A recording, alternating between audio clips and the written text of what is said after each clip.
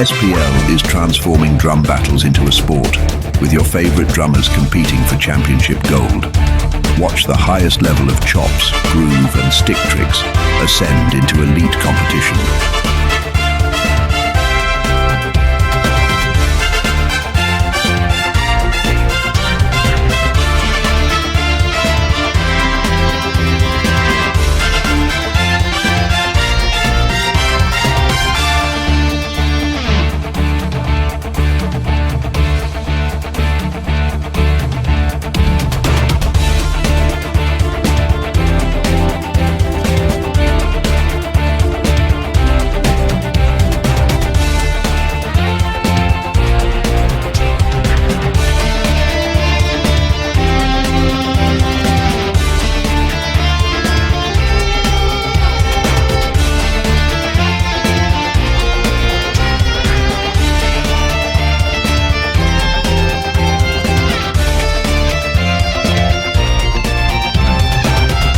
Subscribe now or miss out on music and sports history in the making.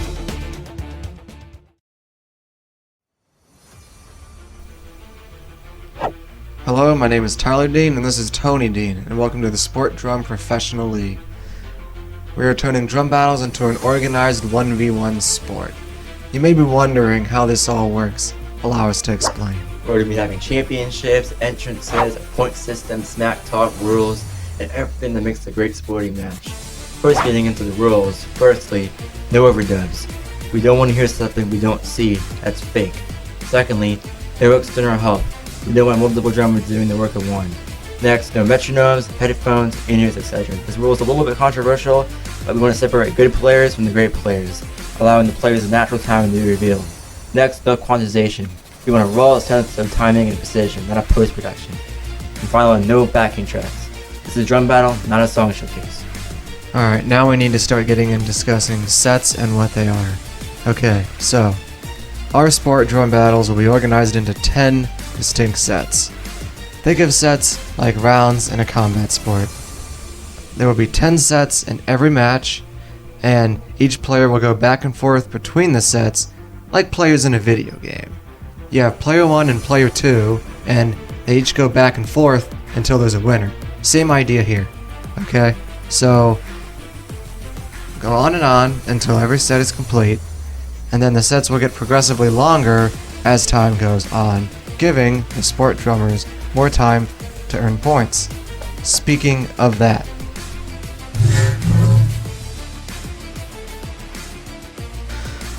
there are 5 categories we will be using to divide up the points. These are chops, stick tricks, groove, feel, and collateral. Explanation of these categories is as follows. Chops are a sport drummer's speed and technical prowess.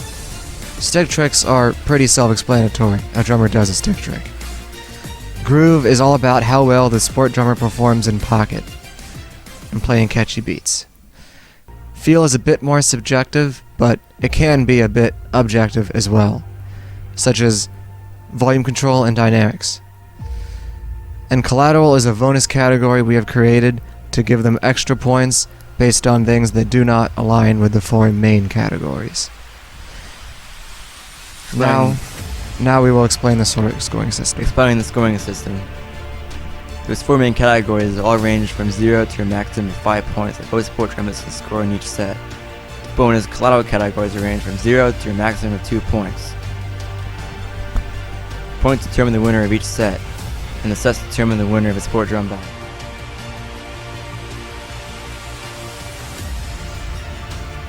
We have 4 badges for sport drummers who scored the max points in each of our 4 main categories. Collateral is a bonus category and as such does not have a badge. The match outcomes.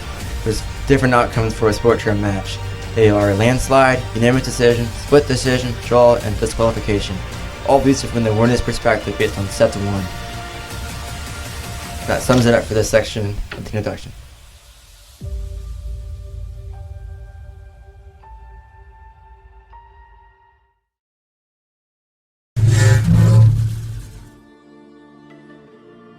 Due to this being SPL's very first event, we're going to go over the sets, scoring system, rules, and everything else we covered tonight.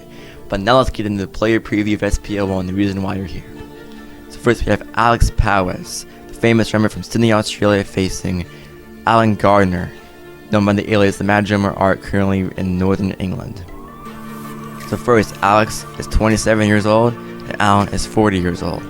Alex has 14 years of experience and Alan has 20 years of experience. Alex primarily plays metal and Alan primarily plays rock, but they both can play other genres as well. Alex is from the famous band Red Hook, currently touring around the world, and Alan's from the current upcoming group Go Go Go. Both of these players have a record of 0-0-0, making their SPL debut. I'd like to ask you a question. There is a significant experience gap between both of the players here tonight. How is that going to affect our drum battle?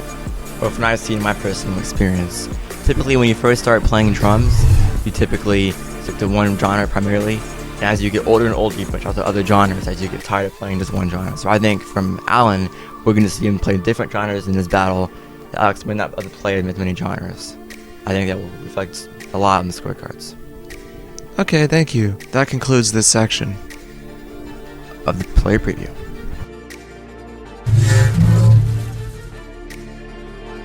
Okay, let's see what these players have done in the past to prepare for this battle. To make our predictions.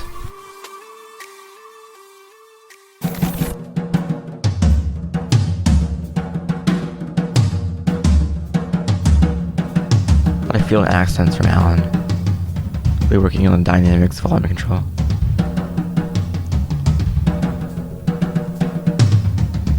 He's interacting with the elevation pedal to change the sound of his regular pedal. Interesting. A little off on buzzes. Lots of feel, great for the category to feel. And dynamics for our collateral category.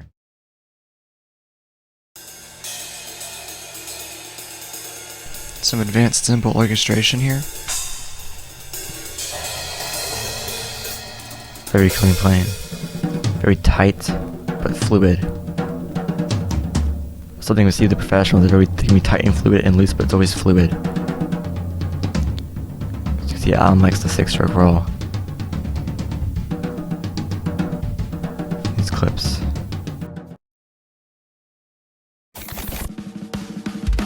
Moving on to Alex.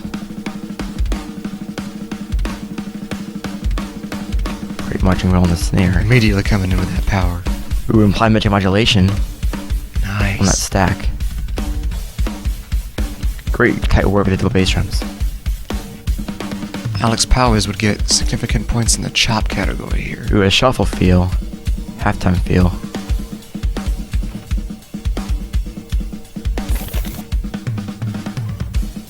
Great feel, it's very tight. Great work with the China. Crazy.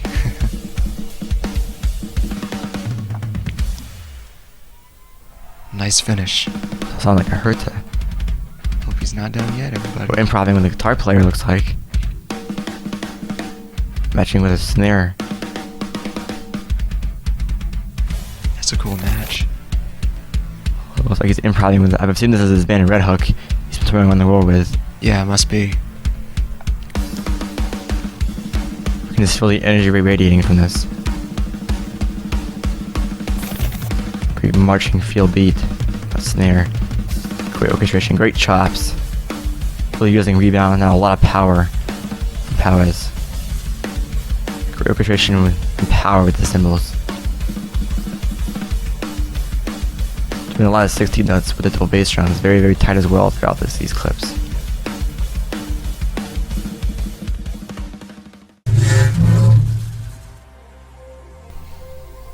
That was awesome. So I think we can conclude from what we've seen. Obviously, taking clips from one player, clips from another player, you really can't tell all their skill sets from just a couple clips. I would like to say that it appears they both have different styles, which is going to be interesting to see how that matches up in this drum battle. Oh, for sure. Like from what we can see here, it'd be hard to tell because again, taking clips from just a couple drummers, you need to watch like an hour of their playing to see everything they can do.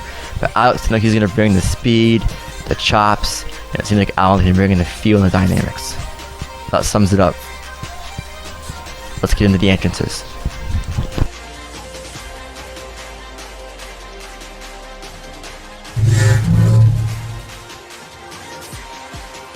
But before we get to those entrances, let's talk about everyone's favorite part of this video and what you all really came here for, SimPad.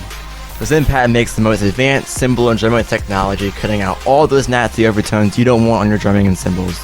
So they have these amazing monitor packs. They have all kinds of awesome, amazing products for your cymbals that cut out those overtones and strengthen the sound. Let's show you what your felts look like. Here are my felts. As you can see here, if I try to apply some pressure here, they kind of just fold. And here's SimPad's. I'm squeezing really hard. What a difference. Am I squeezing hard? Yes, you are. Yes. I mean, these are amazing. We would not be showing these off if they were not a great product. These are amazing. Steve Smith plays them. All kinds of famous drummers play this. Kendrick Lamar's drummer plays this. There's so many famous drummers that rely on SimPad for their cymbal and drumming sound.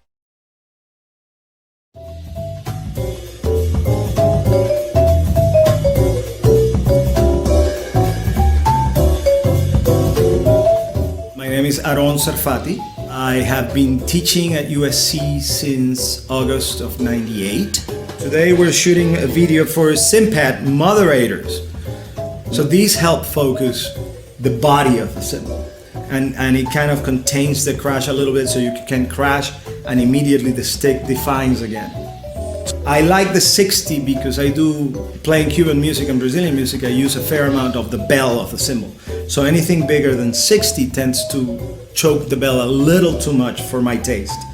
But this one controls the body and the crash of the cymbal while still keeping a little bit of bell happening. So this has become my favorite.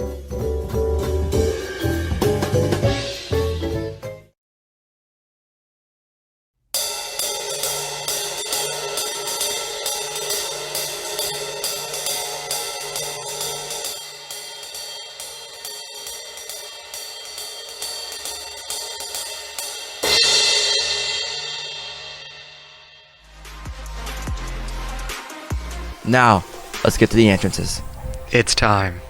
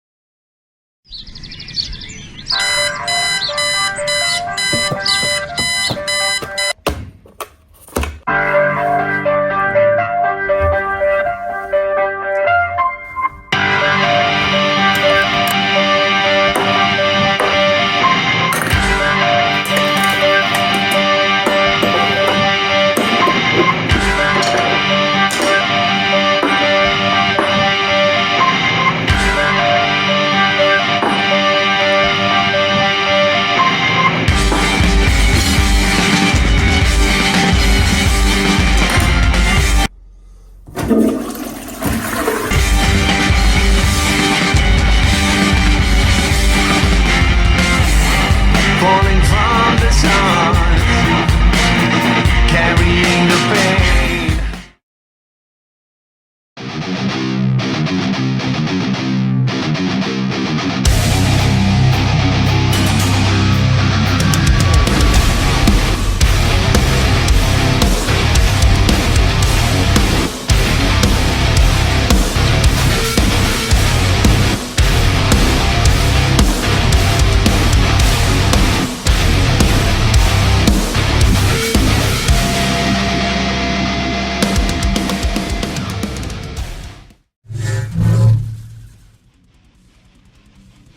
What did you think of their entrances, Tony? Oh, it's funny how much they contrast from each other. Like Alex's is more badass, and then Gardner brought an element of humor to his whole bat thing. Seemed that got me chuckling a little bit, like a kid. Yeah, I Yeah. mean, you know, it's funny how he had it like starting his day, you know, picking out what he was gonna wear, and then his coffee, you know, Yeah. where, you know, I guess Alex Powers was more of what you'd expect, you know, like he's preparing to get on his drum set, you Yeah. know, to get going, you know. Yeah, I mean, this is monumental. That we're making history. The very first entrances ever in a drum battle. That's right. You know. Powers and Gardner making history. All right, we stowed you guys long enough. Let's get on with the drum battle.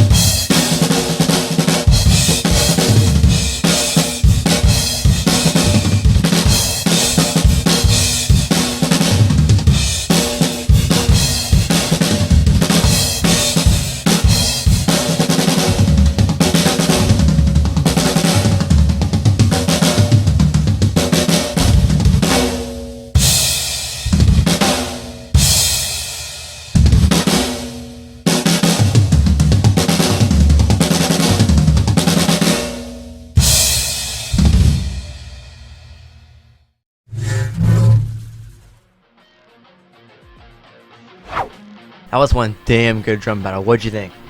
Oh, I really appreciate how much effort both the players put into it. They really made a show, Yeah, it was very competitive. Very competitive. for sure. Yeah. So what was your favorite part overall? What was your favorite part? Overall, I'd have to say that It's hard, isn't it? It was really good. yeah, Yeah. There wasn't like the parts that really extremely just stood out. There was just a lot of great playing overall. And obviously they warped into playing longer and likely scoring more points than what they did, having more time to score more points. Yeah, it's interesting that it seemed like Alex Powers mostly stuck to like his metal playing, which Yeah. he's obviously really good at. So Alan mostly stuck to rock, but he did hit some Latin towards the end, and he built up from it very dynamically. yeah. So what was your favorite set overall? Your favorite set from Alan and Alex? Okay, so first starting off with my favorite set from Alex would have to be set 9. Yeah, that was a good one for sure. I really like how he grooved extremely hard for that set. Like Yeah. the groove was really there. It was in your face, like Yeah. you know, with that metal that he plays. I love how he just most of the middle stuff doesn't have a whole lot of groove to it, but he really struck the groove. Even with the double bass drum, he really added groove. It wasn't obnoxious or anything. Yeah, which can be hard to do for metal. Yeah. I also really like how he incorporated metric modulation in there, like really neatly. You know. He also did that, and when we saw him reacting to it, seems to like that polyrhythmic style of playing in his beats and fills and stuff. For sure, and he certainly seems to be good at it. Yeah, Considering it what really we've fits seen. in with it too. It doesn't feel forced. Yeah, And and then when people do like polyrhythms and beats, it sounds kind of forced, like they're in the practice room. But he really makes it Yeah. sound like it fits in with what he's doing. yeah, he's really good at that. And then the last thing I would say for Alex Powers for this set 9, is that he really had like I really like the clean chop he did at the very end that really finished things off nicely for that. All right, what was your favorite Alex Powers set? Alex. Set 10. I really love the groove in set 10. I love that he didn't apply much of modulation. He had some polyrhythmic stuff in there, just the groove chops, and it was just a great overall set. I think it was his best set personally. I think he might get a badge as well. It's looking like he might get a badge for that because that was amazing.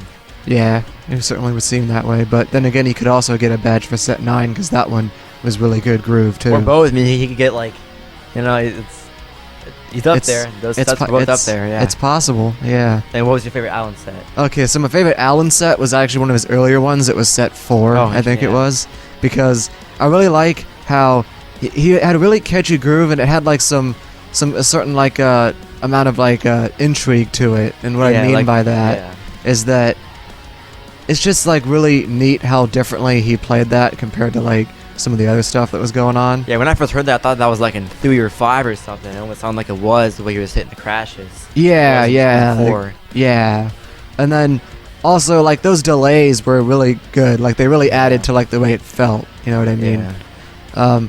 Like the great overall feel. And then also what I can say is that like for it being as early on as it was in like the sets, like it stood out. It really Yeah, stood it out did like stand how out. how It good that did. was like early on. I really liked set 4 from him. And then what was your favorite Allen set? Probably set 9. I really loved the dynamics, the feel he had. Just it was amazing. The emotion, even the orchestration too. It almost sounds like it could be like in a Rush song or like in Dave Matthews Band. Just the way he had that flow into it, the way he had the backbeat and like that stack, just with like the ride or a crash. It was he was riding on something. I don't know if it was riding or a crash, but just the way he just slowly built it in there. Then he had a double bass drum. He just built it in there. It seemed very very fluid. Then he had the snare off, and he was doing stuff with all the cymbals. It was very orchestrated. There's so much emotion, and I love that part. Oh, I can I'm- see that. Yeah, that was awesome. I love that. Oh yeah. So many good sets, like such great players, you know, it's gonna be Yeah. really hard to pick a winner. Yeah. I wish that we didn't have to. I wish they could just tie, but it's Yeah, but there can only be one winner. only one winner.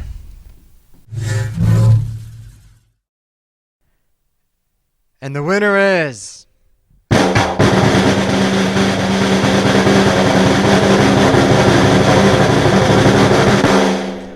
Alex Powers. Congratulations, man.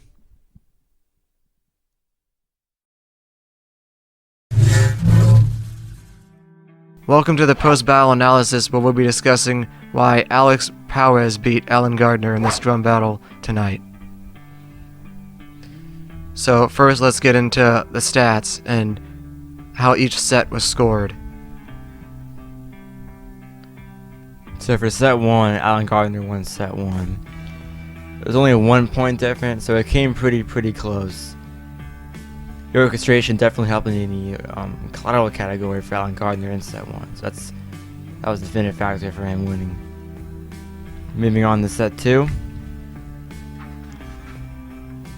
Alex took this by a couple more points. He had more consistency in his chops, feel, and groove, and overall performed better in this set. In set 3, Alan took this one with 11-22. Got max and collateral, very consistent with chops, feel, and groove.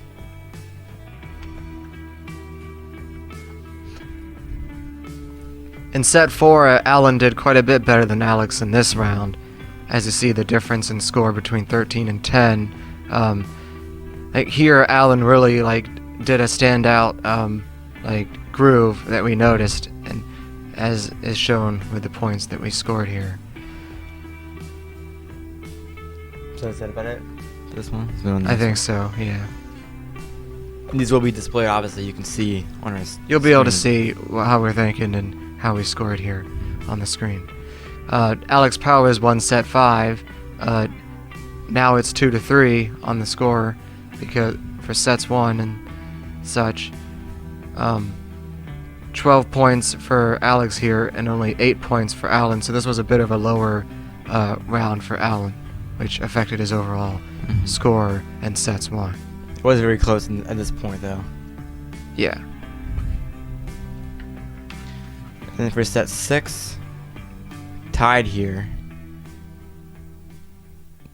with Alex having a 13 and Alan having a 10. A couple more points, and Alan still not too far apart, obviously not night and day.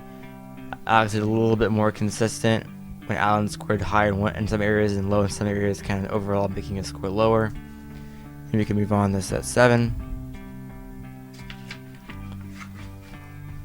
Alex took this one again with 4-3, scoring 1 more point, just barely a little bit more, just barely a point more, but still he got a 4 in chops, which definitely helped him with this one. That extra point really served him well in chops. Absolutely. And we love the orchestration from Alan for the collateral category. Let's go to set 8.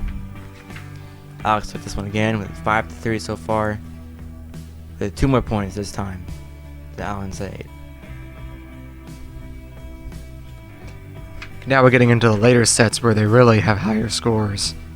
Set 9, Alex won this one over Alan, as you can see here, and it was really close, 15-14 in the points, but when it came down to it, Alex just edged Alan, but they both did really well in this set. But just by the way we scored it, Alex just ever so slightly had the edge in this set. Me personally, I liked Alan's more than Alex's overall as a personal, but scoring does not reflect personal bias. Yeah, that's true. And also, we awarded badges for feel for Alex for his performance, and a badge for feel for the Krupa badge. To both get a Krupa badge. Actually, sorry, the groove badge, the pocket badge for Alex. You can see this displayed here. And for the finals, They both finished really strongly.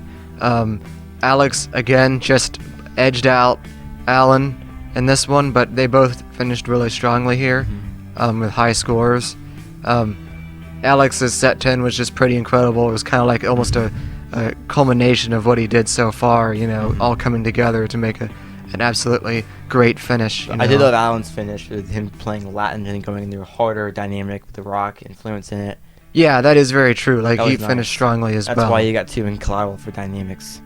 Yeah, absolutely. It came down to it. It was really close, but we had 1 point difference. Yeah, we had to choose a winner here, but as you can see by the sets, overall the point values were pretty close. It just came down to who won more sets, and Alex Powers was the player who won more sets. So we chose him as the winner because remember, points determine sets, but sets determine the winner.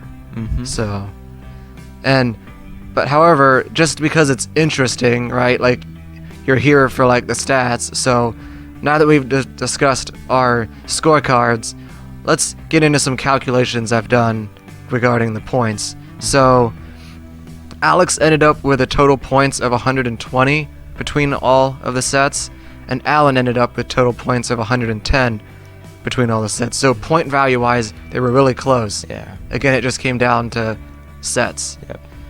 And as you can see here, Alex's points on average per set, I calculated the average, and it came across to being, he scored on average 12 points per set.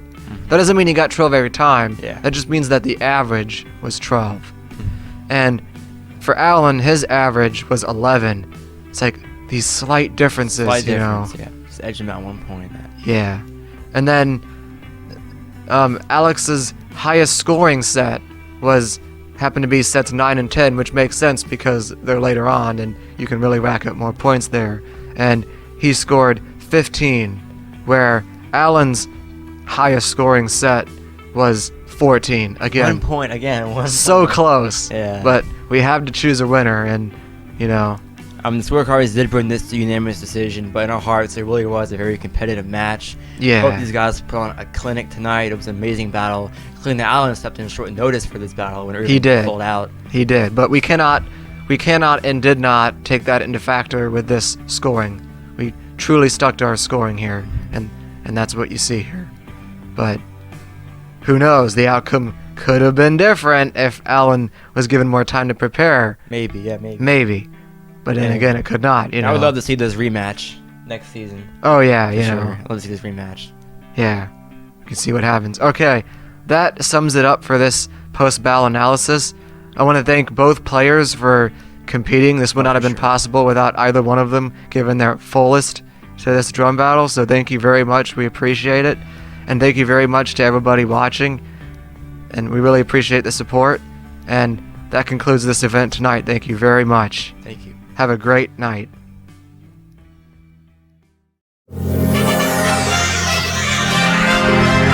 SPL is transforming drum battles into a sport, with your favorite drummers competing for championship gold. Watch the highest level of chops, groove and stick tricks ascend into elite competition.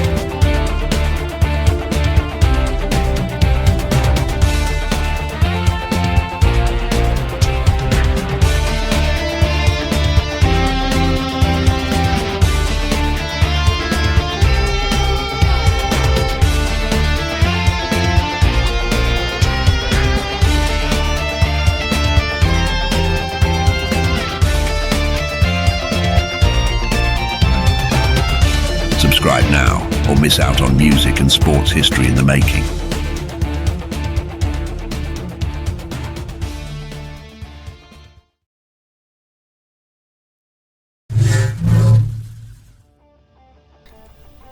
Hello and welcome to SPL2. My name is Tolkien Brewer, My name is Tyler Dean. and we will be the commentators of this battle. We'd also like to introduce the judge of this battle. Hi guys, I'm Alan, I'm a member of the SPL team and I am joining you from, believe it or not, an incredibly hot and sunny northwest of England for this event. I am honoured and privileged to have been chosen to be the judge for this event, SPL2, and I cannot wait to see what both contestants do with their sets. If you want to take a look at the rules, we'll have them in the description and we'll also have a link right up above here. We'd like to introduce the competitors of this drum battle here today. So, facing off, we have Tony Dean from the United States, and he will be facing against Narciso Farias from Brazil. We will discuss more in detail during the next segment of this video. So regarding the first player's stats, we're going to go over Narciso Farias. So he's 37 years old. He has 25 years of experience. He plays primarily rock, and he has a mixed grip. In this contrast to Tony Dean, who is 17 years old and he only has 4 years of experience. We'll see if that shows in the drum battle. Now, he plays various genres. He's fluent in that, and he also, just like Narciso Farias, has a mixed grip. They both are making their Sportdrum debut with a record of 0-0. Now, I have a question to propose to you, Toke. Who do you think is going to win this drum battle and why? I mean, overall, based on Narciso's experience, I think he has the upper hand in this battle. I see your reasoning, but I would argue that the underdog, Tony D, has a pretty good shot. I mean, he seems to have a diverse style, and we'll see if Narciso can overcome that. But, of course, the only way we're going to know for sure is by staying tuned and finding out.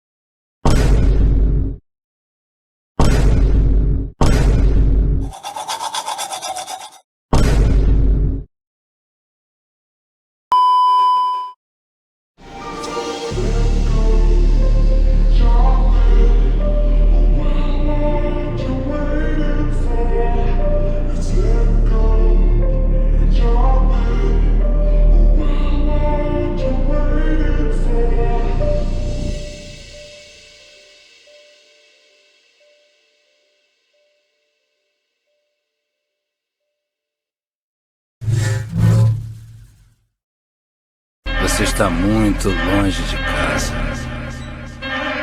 Aqui é o Brasil! Brasil!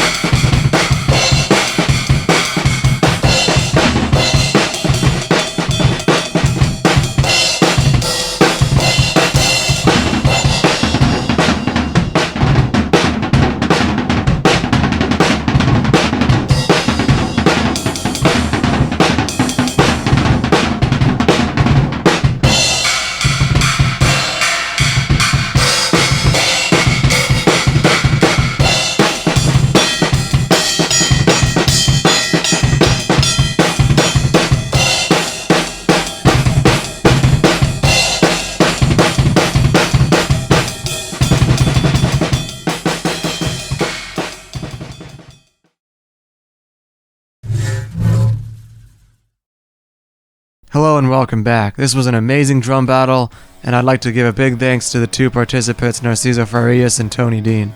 Now, Token, what was your favorite part of the drum battle? I think Narciso had clean and consistent grooves, kind of sticking to a more traditional style, which sounded really nice, but I think Tony, he tried a lot more creative ideas like blindfolding in set 6 and also using steel pans to create unique sounds. And the steel tongue drum he used in set 3 was really unique. I agree. I would like to point out a very technical detail that some may have missed. Tony Dean did push-pull in one of his jazz sets, an advanced technique that not many drummers may know about, but all the less, he executed it very well. Now, for Tony Dean, what was your favorite part of his drum battle? I definitely think the blindfolding on set 6 was pretty interesting. That's cool. Yeah, and then for Narciso Farias, an advanced technique he did was he actually played in 6/8 time signature in one of his sets. That's not easy to do. These were our initial thoughts, but now it's time for the moment you've all been waiting for.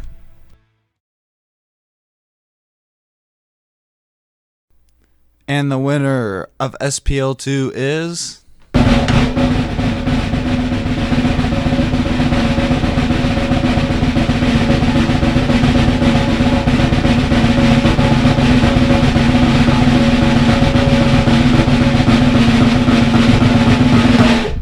Tony Dean. Congratulations to Tony Dean. We'll now take you to our judge Alan, who will provide insight on why he scored things the way he did. The results are in, and it has been such a close competition. Both of these drummers have put on an amazing performance with 4 sets apiece. Sets 4 and 8 were both tied on points. And given that the sets have basically come out as a draw, we have to choose a drummer who goes through to the next round. And with just 8 points difference, that drummer is Tony Dean. Both of these guys, Narciso Farias and Tony Dean, have both done an incredible job with their sets, with amazing performances.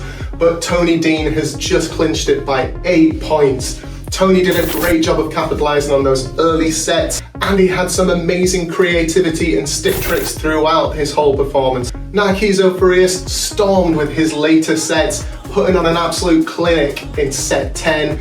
Narciso's performance is tight, and he's got some amazing chops and feel, but Tony Dean just managed to capitalize on scoring across the whole of the judging criteria. Both of these drummers are going to be coming away with some badges, but I'll pass you back to the commentary team to tell you more about that.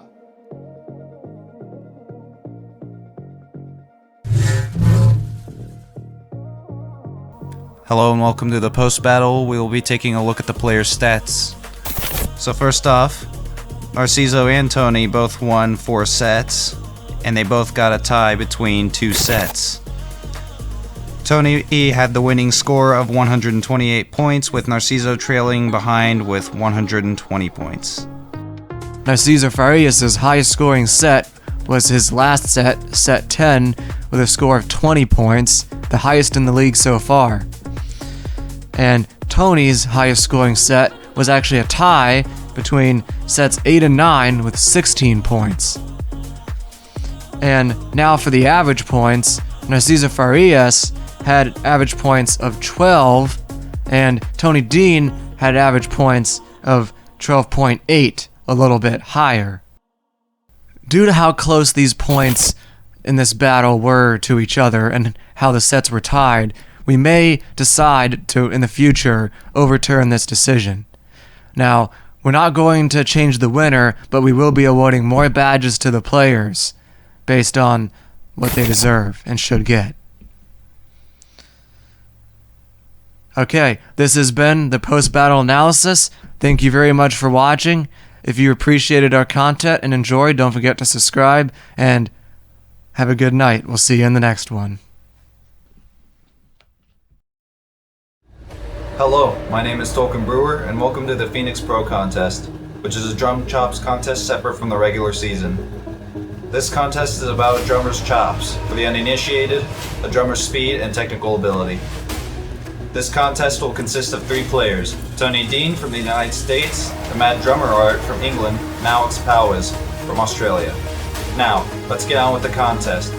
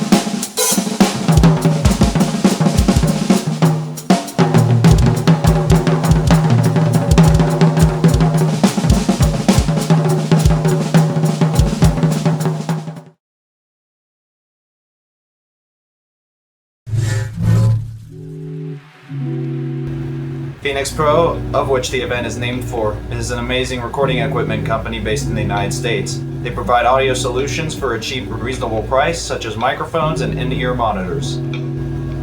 With your purchase on Phenyx Pro's website, you can use code SPL to check out, or use our referral link in the description, supporting SPL in the process while getting your hands on amazing audio solutions at an affordable price.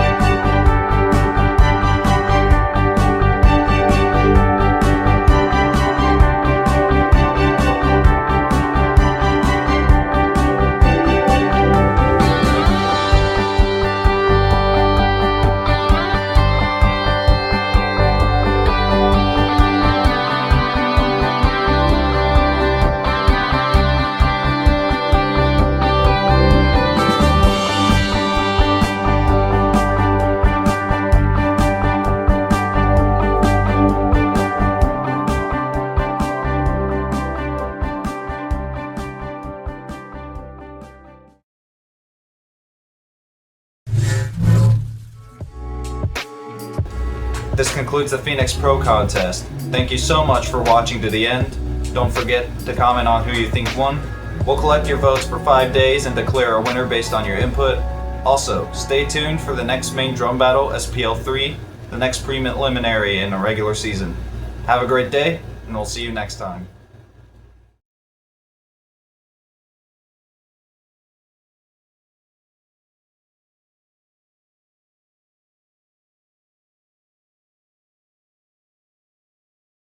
Hi, I'm Gene Krupa. Hi, I'm Buddy Rich.